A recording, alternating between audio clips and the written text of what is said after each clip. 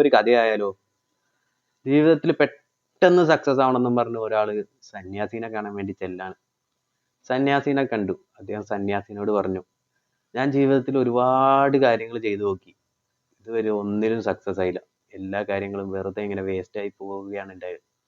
അത് കേട്ട സന്യാസിക്ക് പെട്ടെന്ന് കാര്യം മനസ്സിലായി. ഇവന് ക്ഷമ എന്ന് പറയുന്ന സാധനം ഇല്ലാന്ന്. സന്യാസി അവനോട് പറഞ്ഞു, നിന്റെ ലൈഫിൽ നീ വിജയിക്കാത്തതിന്റെ മെയിൻ റീസൺ ക്ഷമയില്ലാത്തതുകൊണ്ടാണ്. സോ ഇത് പറഞ്ഞതിന് ശേഷം സന്യാസി അവനോട് വീണ്ടും പറഞ്ഞു, നിനക്ക് ഞാനൊരു കഥ പറഞ്ഞു തരാം. അത് കേൾക്കുമ്പോൾ നിനക്ക് മനസ്സിലാവും ക്ഷമയുടെ വില എന്തെന്ന്. അങ്ങനെ സന്യാസി കഥ പറയാൻ തുടങ്ങി. ഒരിക്കൽ ഒരു രാജാവ് വേട്ടയ്ക്ക് പോയി. പകുതി വെച്ച് അദ്ദേഹത്തിന് വഴി തെറ്റി.